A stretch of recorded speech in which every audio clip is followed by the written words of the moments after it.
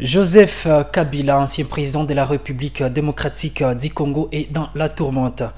Accusé de trahison, des crimes contre l'humanité et des crimes de guerre, il fait face à une offensive judiciaire sans précédent. Le gouvernement de Félix Antoine Tshisekedi a suspendu son parti politique, le PPRD, et demande sa dissolution. Une requête pour lever son immunité de sénateur à vie est sur la table du Sénat. Mais de quoi est-il vraiment accusé? Quelle peine risque-t-il?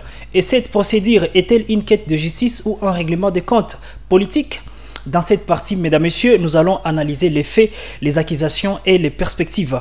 Restez avec nous sur Zonar Télévision et ne manquez pas à cet espace.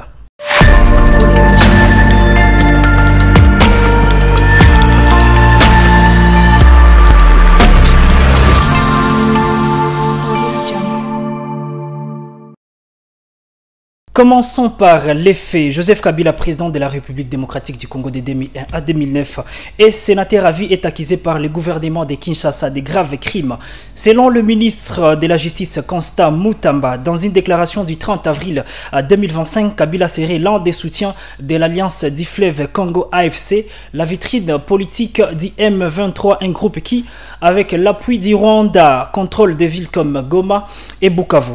Les chefs d'accusation sont lourdes: trahison, participation à un mouvement insurrectionnel, crimes de guerre et crimes contre l'humanité. Les ministres affirment détenir des preuves tangibles et irréfragables, bien que celle-ci n'ait pas encore été rendue publique, selon Jeune Afrique 17 mai 2025. Quelles sont les bases de ces accusations? Le gouvernement pointe du doigt les allégations selon lesquelles Kabila Joseph aurait séjourné à Goma sous contrôle du M23 en avril 2025. Le PPRD a démenti cette information, affirmant que Joseph Kabila se trouve en Afrique du Sud, où il a validé une thèse de doctorat en janvier 2024. Mais les pouvoirs insistent: des liens présumés entre Joseph Kabila et l'AFC menaceraient la sécurité nationale. Pour appuyer ces accusations, le ministre de l'Intérieur, Jacquemain Chabani, a suspendu les activités du PPRD le 19 avril 2025, accusant les partis de silence complice face à l'avancée du M23. Des biens de Kabila ont été saisis et ses proches font face à des restrictions des mouvements. Mais que risque-t-il vraiment? En droit congolais, la trahison peut entraîner la réclusion à perpétuité, voire en théorie la peine de mort. Bien que celle-ci ne soit plus appliquée, les crimes de guerre et contre l'humanité relevant du droit international pourraient conduire alors à un procès devant une cour militaire congolaise ou potentiellement à la cour pénale internationale, avec des peines allant jusqu'à la prison à vie. Est-ce qu'on va vraiment dire que le sénateur à vie Joseph Kabila risque une peine à prison à vie?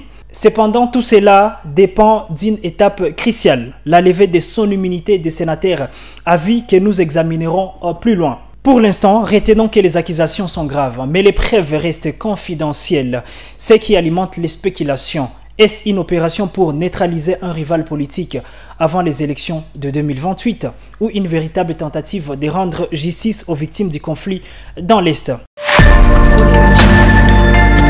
Passons maintenant à un point crucial, un point clé dans cette affaire: l'immunité de Joseph Kabila. En tant que sénateur à vie, il bénéficie d'une protection juridique qui empêche toute poursuite sans l'accord du Sénat, dirigé aujourd'hui par le sénateur Sama Lukonde.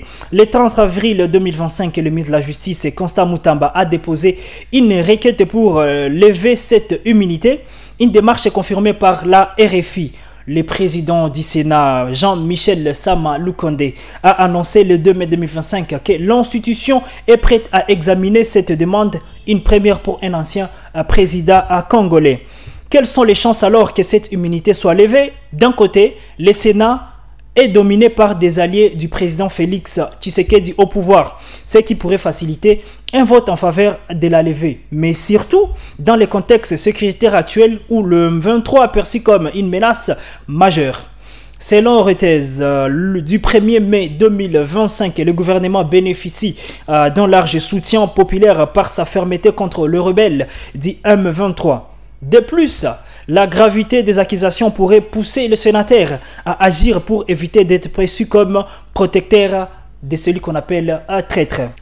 Mais il y a des obstacles. Certains sénateurs, même au sein de la majorité au pouvoir, pourraient hésiter à créer un précédent qui fragiliserait leur propre immunité si aujourd'hui c'est Joseph Kabila qui dira peut-être que demain ça ne sera pas Sama Alou Condé. De plus, le PPRD, bien que suspendu, conserve des soutiens au Sénat et dans l'opinion publique, notamment dans les provinces où Kabila reste populaire, comme quoi les Katanga. Selon Africa News du 1er mai 2025, une levée d'immunité nécessiterait un débat approfondi et un vote à la majorité qualifiée, ce qui n'est pas garanti jusqu'aujourd'hui. Si l'immunité est levée, Kabila pourrait être arrêté dès son retour en République démocratique du Congo, mais il reste en exil. La procédure pourrait s'enliser.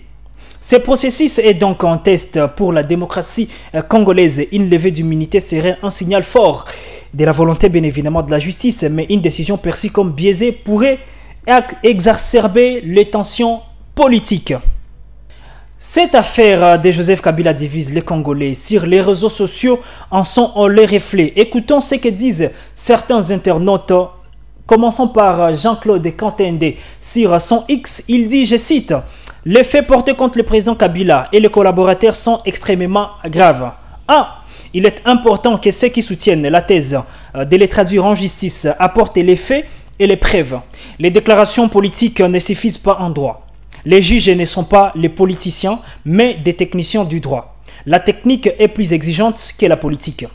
La justice doit rester alors totalement indépendante des considérations des politiciens en respectant les prescrits de la Constitution et des autres lois de la République du Congo quand il s'agit des poursuites contre un ancien président de la République. En matière de pénal, les juges ne décideront pas sur des soupçons, des interprétations ou des suppositions, mais sur base de faits et de preuves. Ceux qui se comportent alors doivent être poursuivis, mais sans aucun esprit de règlement des comptes. Quant au journaliste Stanis Boudiakira, le 30 avril 2025, il a rapporté les propos du ministre Constant Mutamba en disant, je cite, « Kabila est poursuivi comme sénateur et pas comme ancien président de la République. » Ce poste a suscité des réactions vives, notamment par les journalistes Steve Wemby qui a écrit le 7 mai « Dissoudre le PPRD, se museler l'opposition. Tshisekedi joue un jeu dangereux. » À l'inverse, disons qu'Alain Mwamba, lui qui a dit le 23 mars, il soutient le pouvoir en disant Kabila finance les M23 et l'AFC, il doit répondre de ses actes. Entre-temps, le célèbre journaliste Rodriguez Katouva qui dit, je cite, « Une autre grosse bourde, Kabila est venu comme partie de la solution. Les condamnés, c'est mettre des bâtons dans les roues de la paix. Qui conseille ces gens ?» était une question. Alors, dans d'autres voix appellent à la prudence. Un utilisateur du Congo Uni écrit « Sans preuve publique, ces accusations risquent de diviser encore plus le pays. La paix d'abord. » Ces réactions montrent à quel point l'opinion est polarisée. Nous reviendrons alors, mesdames et messieurs, à vos commentaires à la fin de cette émission. Dites-le nous, écrivez ce que vous en pensez aussi par rapport à ces poursuites de Joseph Kabila, les sénateurs.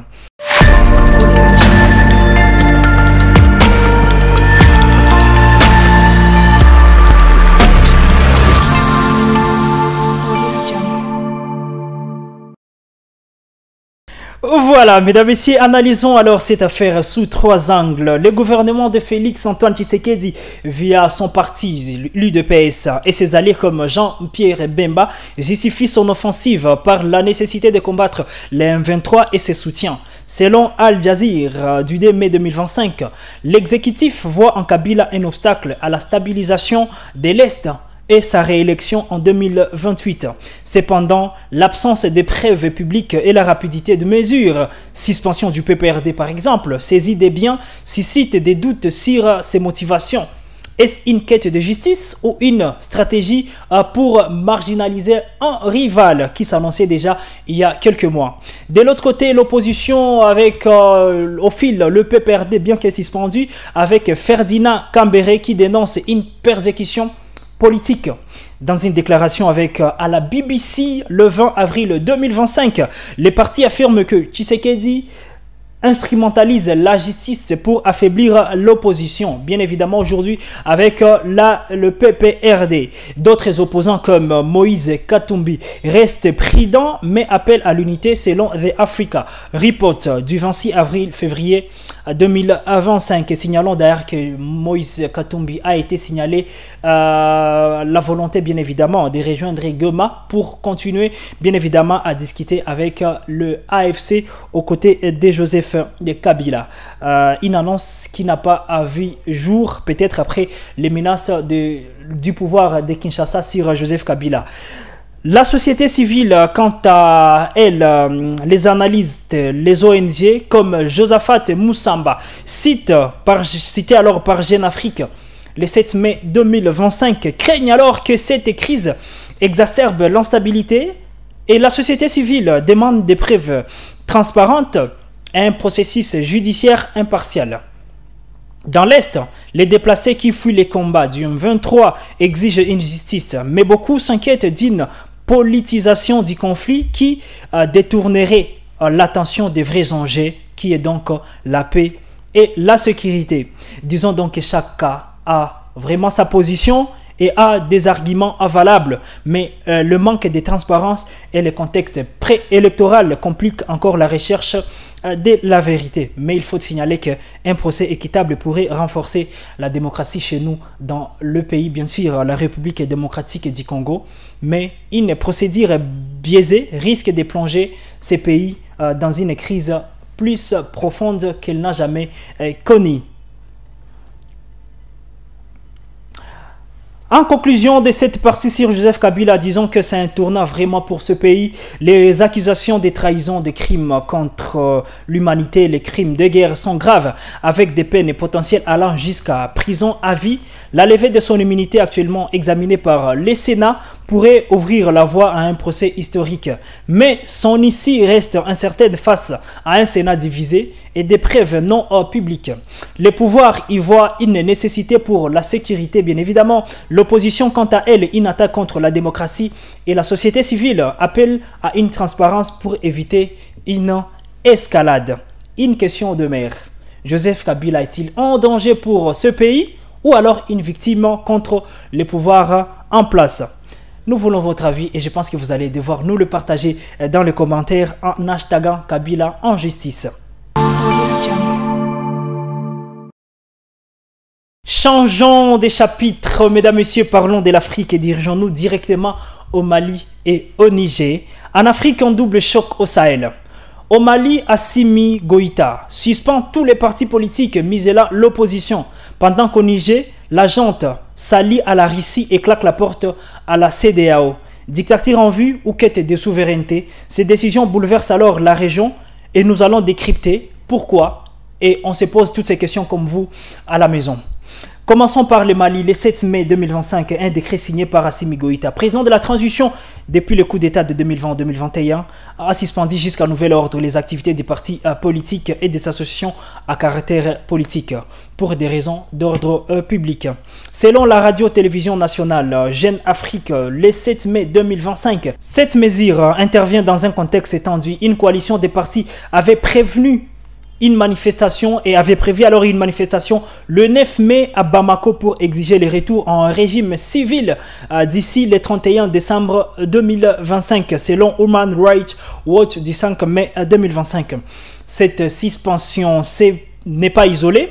Le 30 avril, le Conseil des ministres avait abrogé la loi encadrant les partis.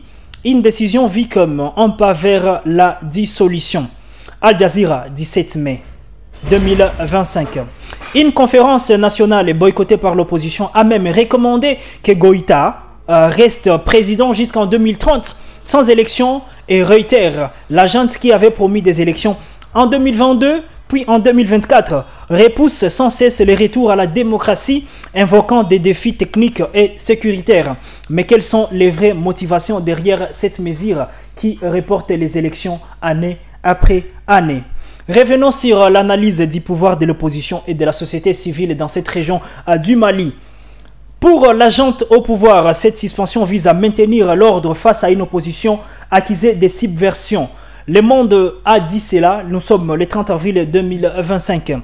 Goïta, le président au pouvoir promis en général 2024, s'appuie sur un dialogue national pour légitimer son pouvoir. Ses soutiens, comme le montrent des enquêtes en 2023, apprécient sa fermeté contre l'insécurité et son rejet des influences occidentales. On peut lire sur Wikipédia du 1er mai 2025. Mais en suspendant les partis, la junte risque d'être vue comme une dictature, surtout après avoir réprimé une manifestation dans la capitale le 3 mai, reporte Human Rights Watch le 5 mai 2025. Quant à l'opposition, les partis en réunion en coalition dénoncent un coup de force contre la démocratie. Le Monde du 4 mai 2025, on peut lire sur X, Konaté parle d'une insurrection démocratique nécessaire face à la dissolution des partis. Ils exigent alors des élections, un retour à l'ordre constitutionnel, mais leur manifestation prévue le 9 mai pourrait être étouffée par les forces de sécurité, comme ce fut le cas à Détroit mai et d'autres manifestations qui ont été prévues dans ces pays.